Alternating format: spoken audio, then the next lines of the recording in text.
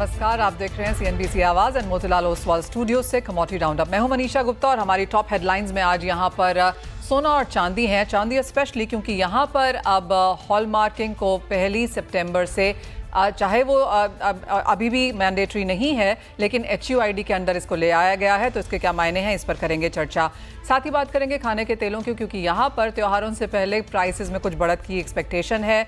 Palm तेल already यहाँ पर 4 महीने के हाइस पर है, तो इंडियन मार्केट्स में क्या हाल है वो बताएंगे आपको। इन सब पर बात करने के लिए हमारे साथ हैं महेश्वरी गोल्ड के CEO अनुराग रस्तोगी, एंजल वन से प्रथमेश माल्या एंड सनविन ग्रुप के CEO संदीप बजोरिया। आप सभी का कार्यक्रम में स्वागत है। शुरुआत यहाँ पर सोने चांदी से कर लेते हैं। एंड प्रथमेश, सबसे पहले प्राइसेस पे आपकी क्या सेंस है, क्योंकि मार्केट्स अब यहाँ पर एक चीज़ तय होता हुआ देख रही हैं।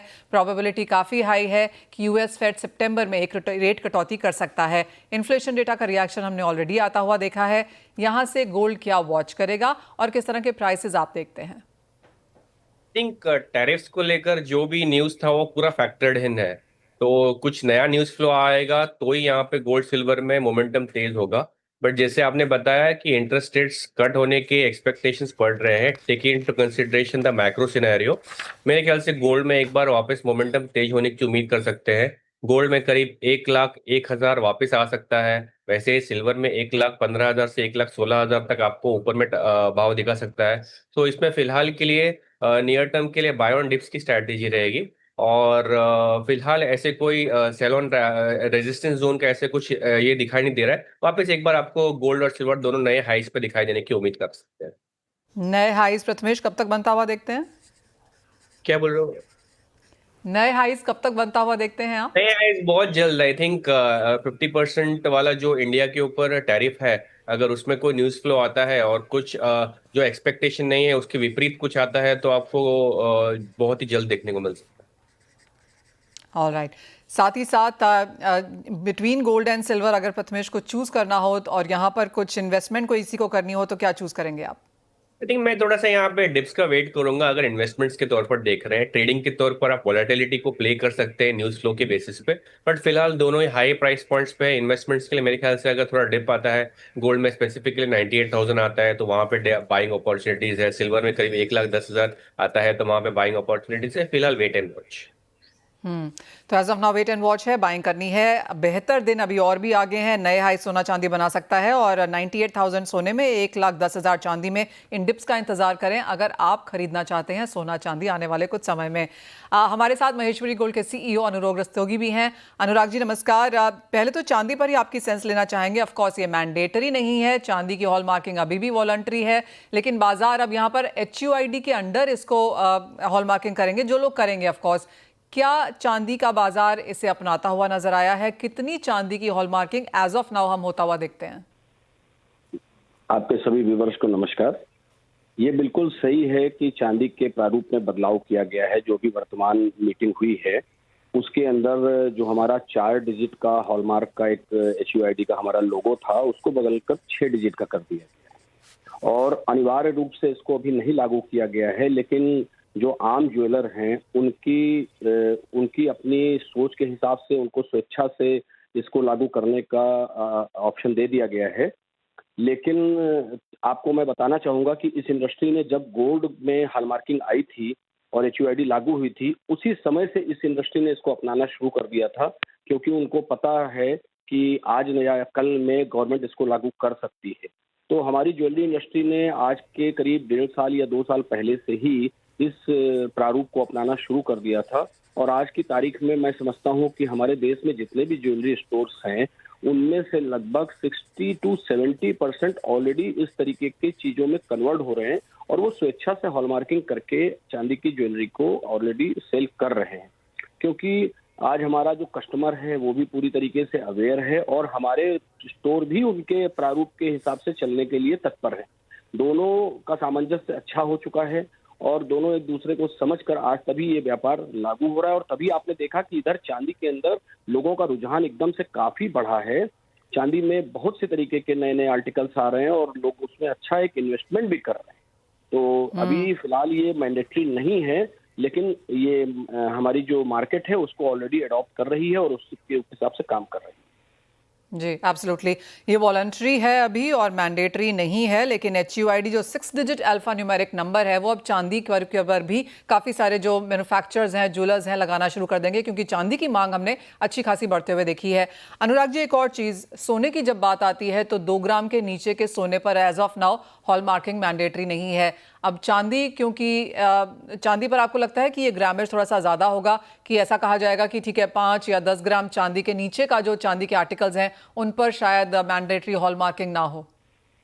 मैडम, मुझे लगता है कि अभी इस विषय में कोई भी बात करना जल्दबाजी होगी, क्योंकि जब भी इसके ऊपर हम मैंडेटरी करेगी गवर्नमेंट, तो उसके ऊपर जो इसका एक नोटिफिकेशन आएगा उसमें बहुत सी चीजें क्लियर होंगी कि 2 ग्राम या 5 ग्राम। वैसे जहां तक हमें लगता है कि चांदी में हो सकता है इस तरीके का प्रारूप ना भी आए, क्योंकि चांदी को लेकर के सरकार पहले से भी बहुत ही एक सख्त रही है।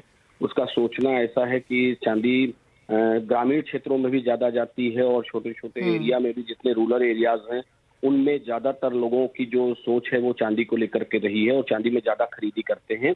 तो शायद ऐसा प्रारूप ना भी आए, और अगर आता भी है तो शायद ये 2 या 5 ग्राम से ऊपर नहीं आना चाहिए, 10 ग्राम के अंदर ही एब्सोल्युटली। मैक्सिमम।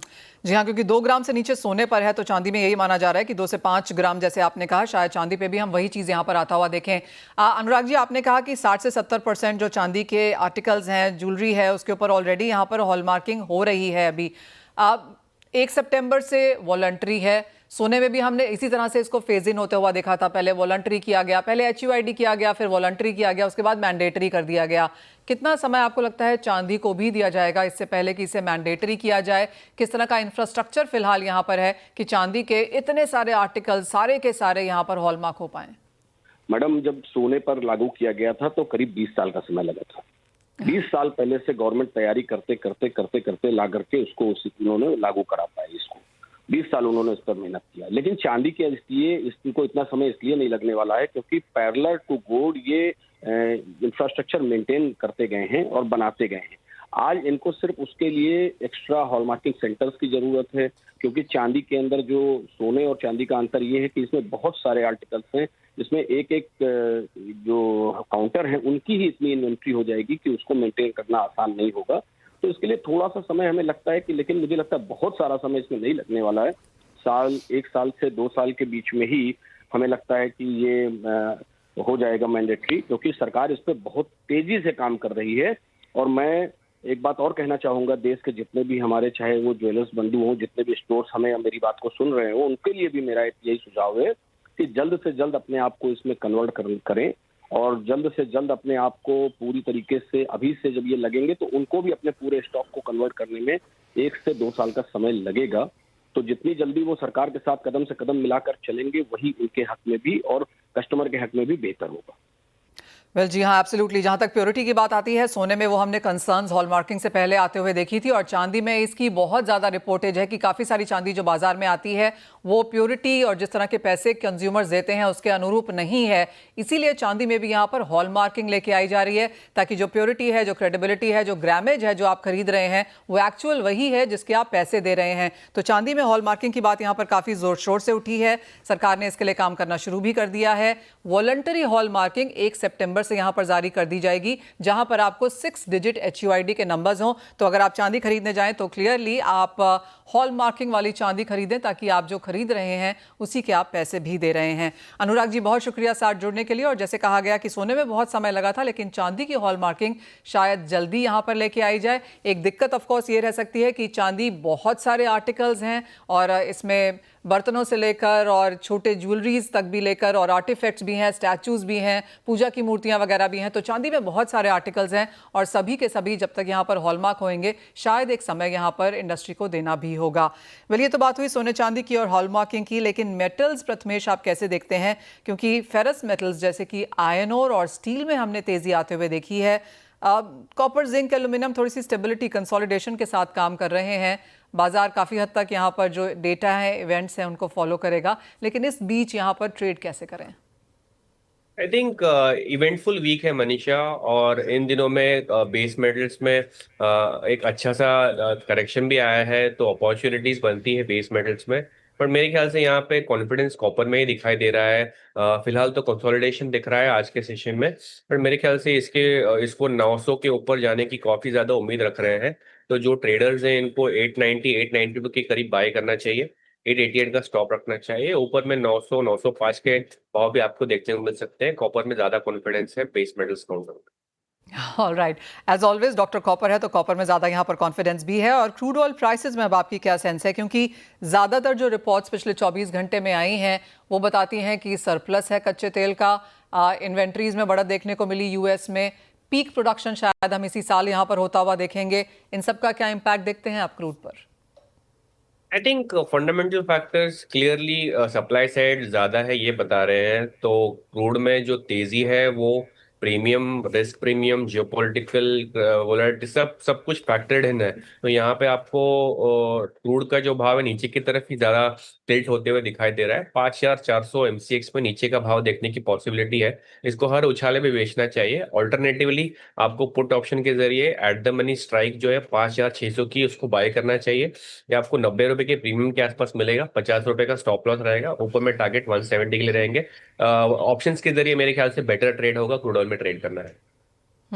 प्रथमेश, एक सेंस यहाँ पर डॉलर इंडेक्स पे जो वापस 98 के आसपास फिलहाल ट्रेड कर रहा है, यहाँ पर भी जिस तरह की स्टेटमेंट्स निकल के आएंगी, इन्फ्लेशन को तो हमने रिएक्ट किया ही है, थर्सडे को यूएस के पीपीआई नंबर्स भी आएंगे, यहाँ पर क्या रेंज बनेगी अब? आई थिंक आप डॉलर इंडेक्स के देखेंगे 100 मेक और ब्रेक सिचुएशन बन जाता है। तो अगर आप मुझे पूछेंगे यहाँ से डॉलर इंडेक्स का जो रुझान है वो कहाँ पर दिखेगा, तो नेक्स्ट हर्डल डॉलर इंडेक्स के लिए रहेगा 100 के लिए, और नीचे वाला जो जोन रहेगा 96 के लिए। मेरे ख्याल से फिलहाल बीच में टिल्टेड है। इसको यहाँ पे न्यूज फ्लो और डायरेक्शन चाहिए जहाँ पे मोमेंटम इसमें तेज हो सकता है। ओह वेल, एब्सोल्युटली। प्रथमेश, बहुत शुक्रिया आपका साथ जुड़ने के लिए, तमाम स्ट्रैटेजीज शेयर करने के लिए, और ऑफ कोर्स कहाँ पे फोकस करना है वो भी बताने के लिए। इसी के साथ एक ब्रेक का भी समय है। हम लौटेंगे तो हमारे साथ सनविन ग्रुप के सीईओ संदीप बजोरिया जुड़ेंगे खाने के तेलों पर एक सेंस के लिए।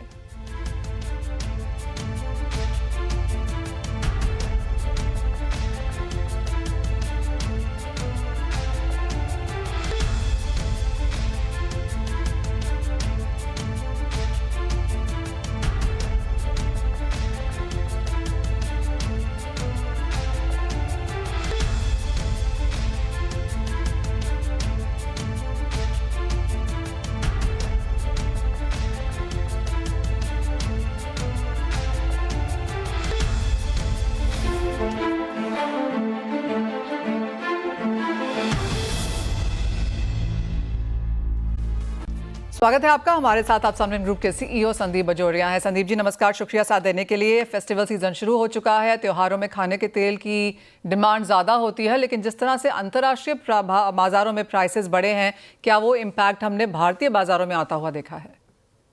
मनीषा जी, देखिए, हम तो हमारी जितनी जरूरत है उसका 60% इम्पोर्ट करते हैं। तो जो इंटरनेशनल मार्केट में असर पड़ेगा उसका असर यहाँ डायरेक्ट आता है, और उसमें कोई बात नहीं है। और इंटरनेशनल मार्केट में हमने देखा इन दिनों में मार्केट बिकॉज ऑफ ये मलेशिया इंडोनेशिया में B50 की तो अगले साल 2026 में कभी इम्प्लीमेंट करने की बात हुई है बायोडीजल का ब्लेंड। और अमेरिका का तो ऑलरेडी स्टेटेड है 5.76 बिलियन गैलेंस का 1 जनवरी 2026 से। तो ये दोनों बायोडीजल की जो स्टोरियां जो मेजर प्रोड्यूसर नेशंस है वहां से जो निखर के आ रही है, उन बात को लेके और इतना वहाँ मलेशिया इंडोनेशिया में प्रोडक्शन का इतना प्रेशर बन नहीं रहा है। ये बातों को लेके हमने देखा कि इन दिनों में मार्केट बढ़ गया है। अर्जेंटीना में भी वहाँ FOB में मार्केट बढ़ गया है। तो सोयाबीन ऑयल जो हमारा चल रहा था, आप देखिए करीबन 1100 से $1125, वो अभी $1170-75 के लेवल में आ गया है CNF इंडिया, जो अगस्त शिपमेंट का, सितंबर शिपमेंट का। और जो क्रूड पाम ऑयल हमारे यहाँ चल रहा था, आप समझ के चलिए करीबन 1100 से $1110, वो 1100 से $65, $60-65 के इसमें आ गया अगस्त सितंबर शिपमेंट का। तो आप समझ के चलिए करीबन $50 जो है वो सोयाबीन ऑयल में और क्रूड पाम ऑयल में ये पिछले 4 या 5 दिनों में बढ़ गया है मार्केट।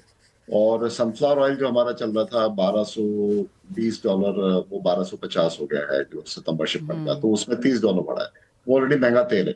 तो ये इस तरह से, और इतने मतलब $50 आप कहें, और अभी रुपी डॉलर का रेट देखें आप करीबन 88 के आसपास का, तो आप समझ के चलिए करीबन 4 रुपया 4.5 रुपए किलो इंडियन मार्केट में वो दाम बढ़ जाता है, और उससे कोई कुछ नहीं कर सकता, उतना मार्केट अभी बड़ा है। बट इसके बावजूद बड़ी बात यह है कि फिर भी कीमतें बहुत रीजनेबल है, एंड लो इम्पोर्ट ड्यूटी हमारी सिर्फ 16.5% है।